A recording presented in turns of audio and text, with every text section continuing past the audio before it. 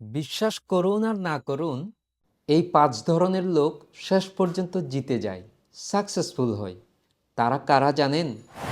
প্রথম, যারা পরিপূর্ণভাবে তৈরি হওয়ার আগে কাজ শুরু করে দেয়।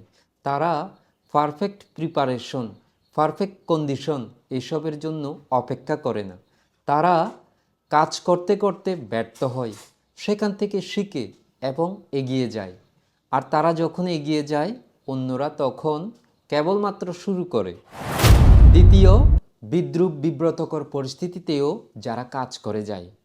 লোকজনের নিন্দা, ব্যর্থতা এসব তাদেরকে থামাতে পারে না, বরং এগুলো তাদেরকে এগিয়ে যাওয়ার জ্বালানি দেয়। মনে রাখবেন, অপমান যদি কাউকে থামাতে না পারে, তাহলে পৃথিবীতে কেউই তাদেরকে থামাতে পারবে না। তৃতীয়, তারা তাদের আশেপাশের লোকজনের কাছ থেকে শিখে।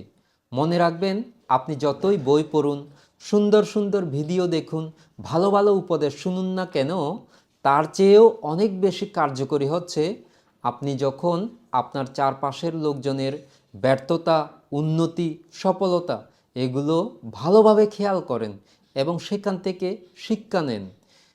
কী কারণে ব্যর্থ হয়েছে এবং কী কারণে উন্নতি লাভ করেছে সেগুলো যদি পর্যালোচনা করে নিজের জীবনে কাজে লাগান, তাহলে দেখবেন আপনি অনেক কিছু শিখতে পারবেন।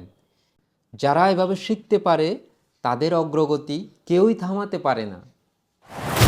চতুর্থ, যারা দীর্ঘমেয়াদী কিছু পাওয়ার জন্য স্বল্পমেয়াদী আনন্দকে স্যাক্রিফাইস করে।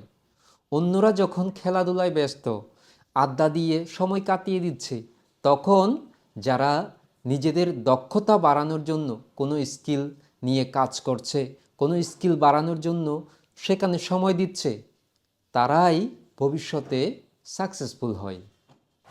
পঞ্চম, যারা নিজের উপর নিজেই বাজি ধরে যখন কেউ সেটা করার সাহস করে না। Zero support, zero guarantee, zero হাততালি, কোনো কিছুই নেই, তারপরেও নিজের ইচ্ছা শক্তি এবং সাহসকে সাথী করে তারা সেই কাজে নেমে পড়ে এবং একটা পর্যায়ে গিয়ে তারা সেই কাজে সাকসেসফুল হয়। এই ৫টি গুণের মধ্যে কয়টা আপনার মধ্যে আছে? কমেন্ট করে আমাকে জানান। ভবতু সর্বমঙ্গলং।